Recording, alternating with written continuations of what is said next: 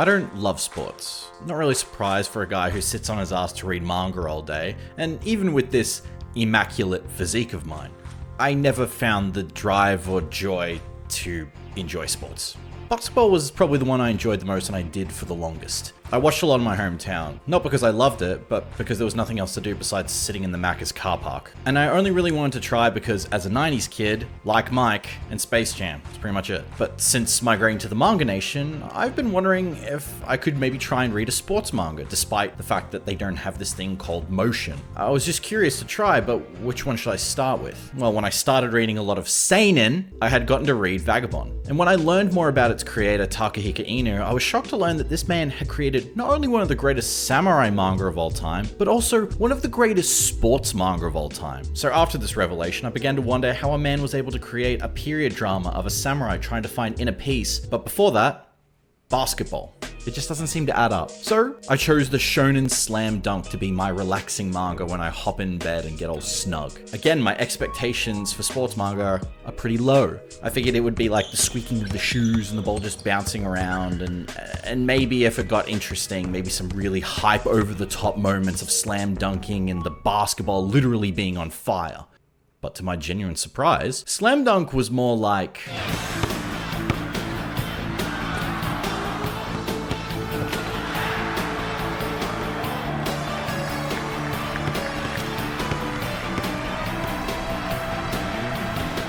In this video, I, not an expert on sport, want to tell you how Slam Dunk impacted manga, and how Takahiko Ino was able to bring sport to life visually with panels and represent motion and sport in a beautiful and believable way. My name is Mugen, and this is how Slam Dunk portrays basketball.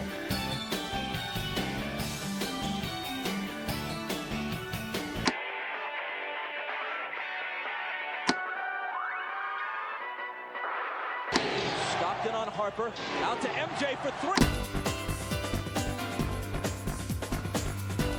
The basic plot of Slam Dunk follows a high school delinquent known as Sakuragi Hanamichi, and his reputation of being an intimidating guy who has been rejected by 50 girls. So keep at it, King. You haven't been rejected by 50 girls. If you have, then...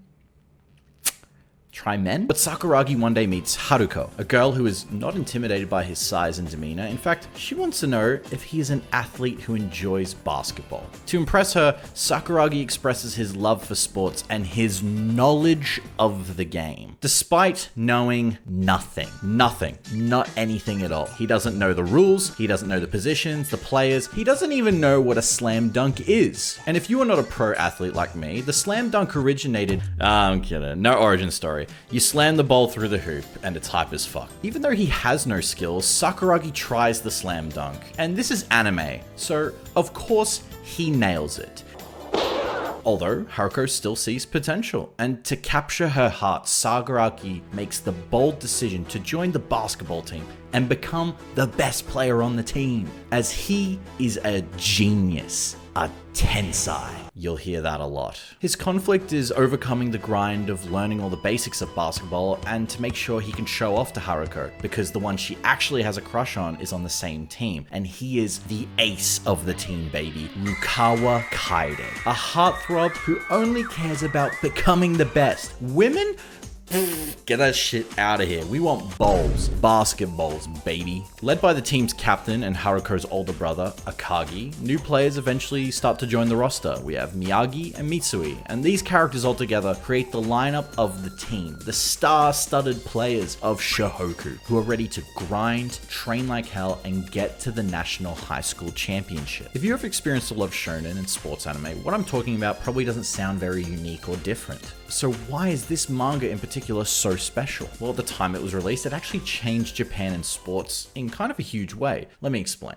Basketball is a well-known and played sport in Japan today, but before Slam Dunk, it was actually kind of niche, and manga represented that. Because I went back and looked at the beginning of sports manga. First sports manga ever made was for the sport judo. It was called Igaguri-kun. Besides that, I found one called Bat-kun, because baseball. And as I went through, I noticed the greats pop up. Captain Tsubasa, Hajime no Ippo, and Ashita no Joe, and of course many, many more. But that's when I noticed for decades, there was no basketball manga. And any other sport had a manga for it. You name it. Soccer, baseball, tennis, boxing, gymnastics, freestyle swimming, racing, wrestling, ice skating, even fucking pool table has a manga. But basketball would not be seen on the page until 1989. Finally, with the arrival of Dear Boys, a basketball team trying to get to the championship. But that next year came the fabled issue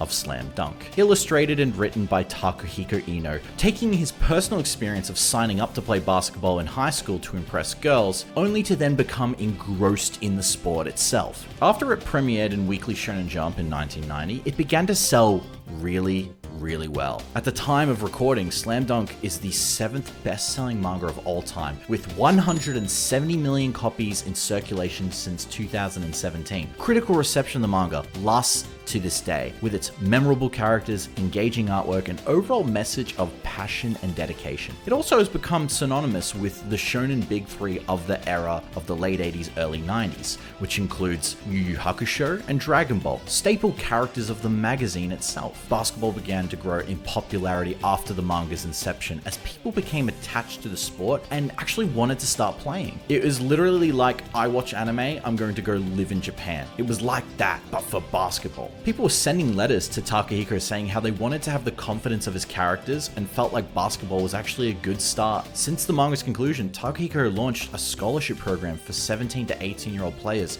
to continue their basketball careers, fully paid, and to progress onto America. We are still waiting for that one manga reading weeb to get into the NBA and get MVP one of these days. To this day, Slam Dunk still holds a place in people's minds and hearts. In fact, the TV station Asahi organized a poll in 2021, and out of 150,000 people, they had to vote for their top 100 manga. Behind Demon Slayer and One Piece, Slam Dunk ranked third. A manga that finished in 96 is ranking up to the modern darlings of the manga industry in recent memory. If it sounds like I'm hyping it up, good, because I'm not done yet. I went to a birthday party there recently, and one of the people I got to meet that night was someone who was actually born and raised in Japan. And after just normal pleasantries and also asking what it was like growing up there, the conversation shifted to manga. I told her my taste and what I had read at the beginning of my manga hobby, to which she said that apparently I read too much boy manga.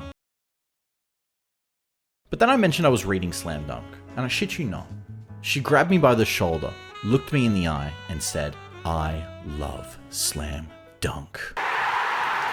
So what is it that makes people who read the manga feel so invested? The story of course matters, but before that, I think the way in which the manga shows us the world of basketball is the key. Because it is like watching someone paint artwork in motion.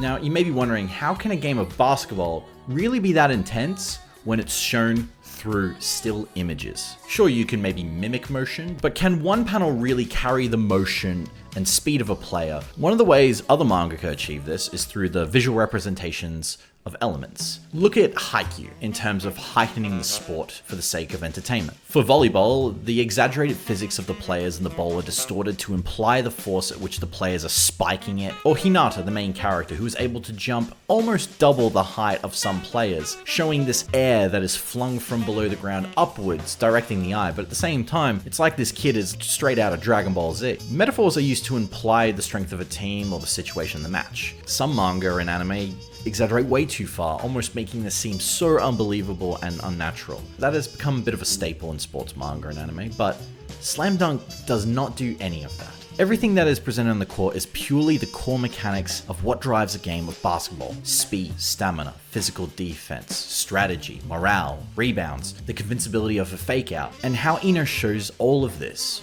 is through anticipation. Anticipation is used in many ways today. It could be the hype before a video game launch, or it is the ball traveling through the air before it goes straight down through the hoop. It's a core principle in animation to indicate what is going to transpire through action. Popeye winding up a punch, what's he gonna do? Oh, he's gonna punch. Mangaka have to do this, but they have to distill it down to the core moments of the action. They don't have motion. The illustrator has to indicate the punch is about to be thrown, the impact, and the result of the receiver, or at least the people around them. Now, this same exact anticipation core principle can be used in everything. If you look at basketball, you can distill this down. Imagine a player on the court right now, and he's going to do a three-pointer. What are the main things you have to distill? Well, you have to indicate that he has the ball and that he's about to shoot. What's the next part? The ball traveling through the air, and then finally whether or not it gets through the hoop.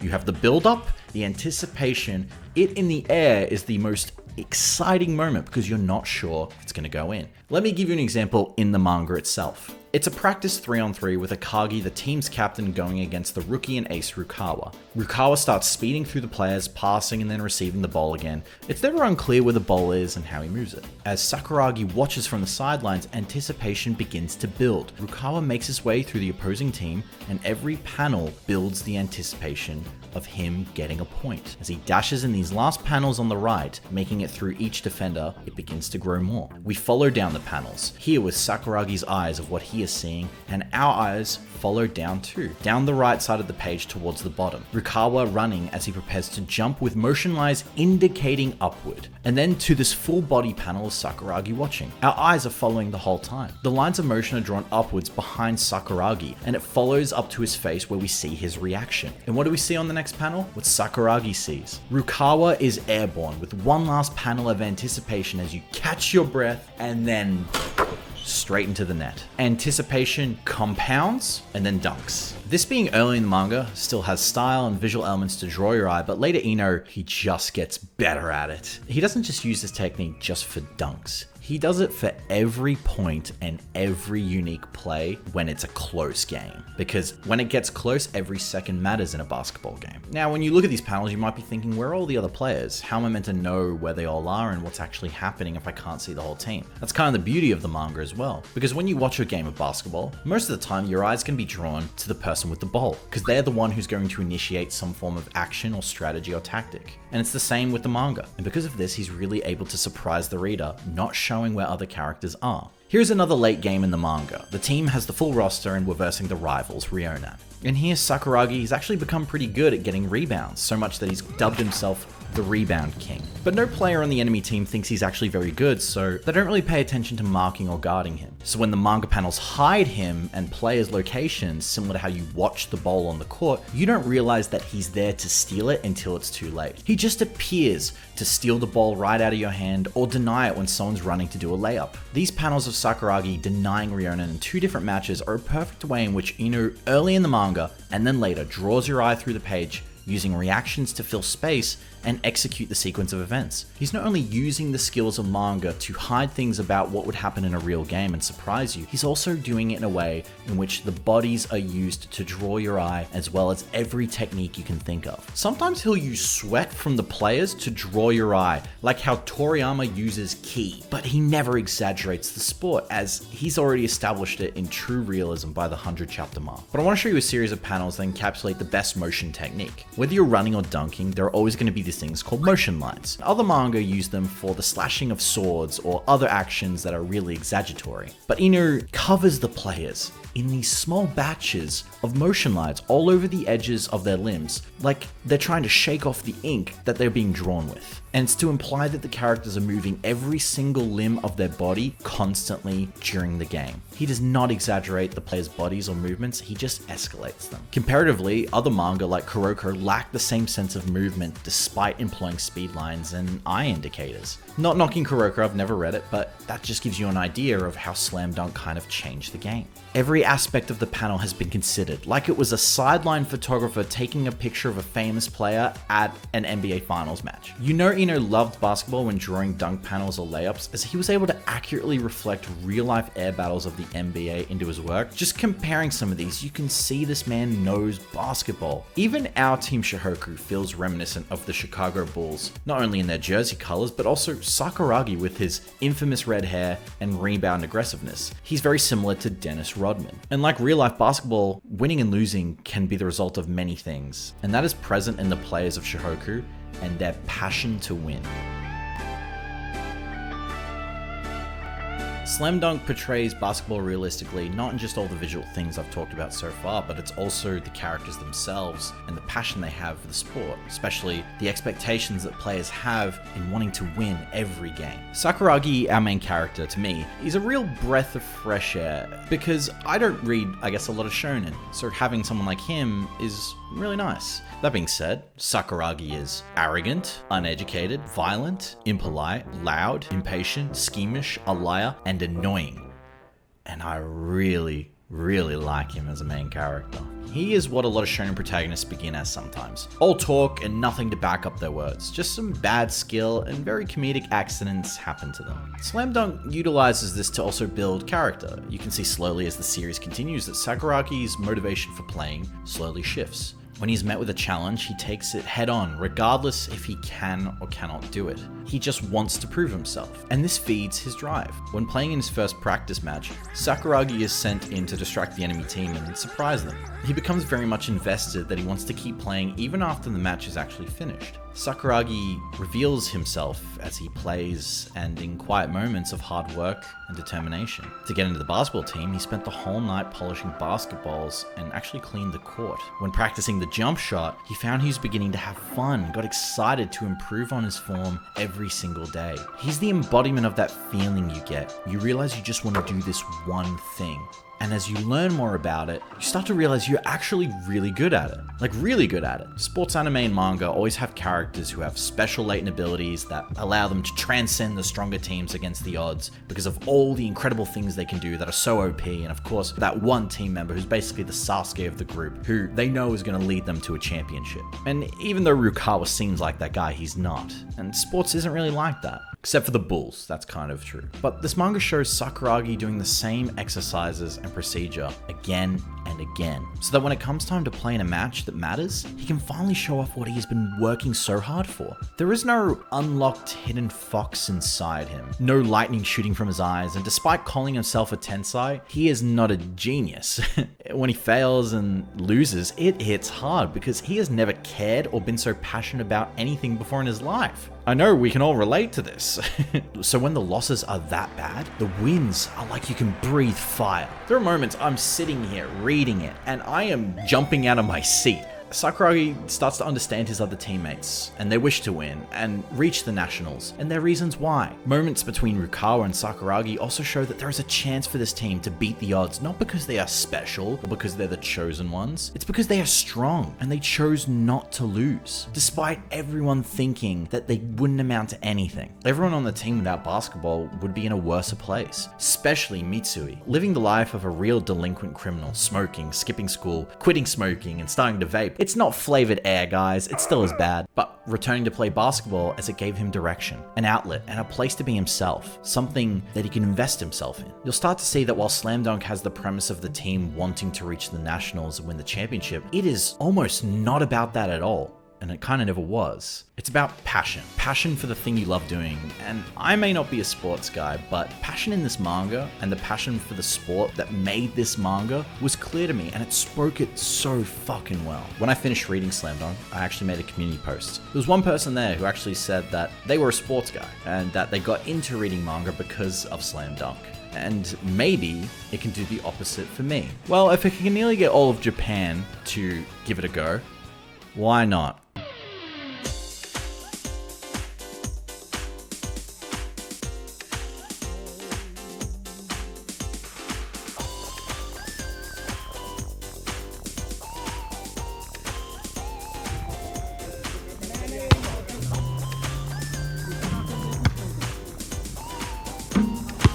Was that in? Oh fuck, I thought it was in.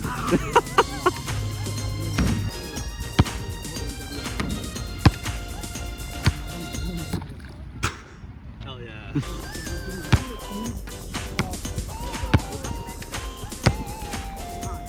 Oh! Oh! Oh! Oh!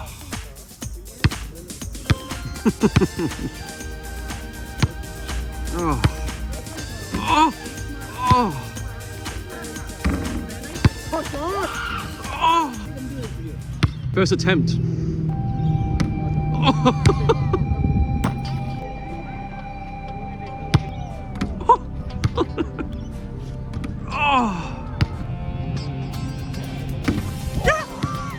Come on. Yeah, the sport thing's kind of fun. That's all from me, guys. Thank you for watching. My name's Mugen. As always, have a good one.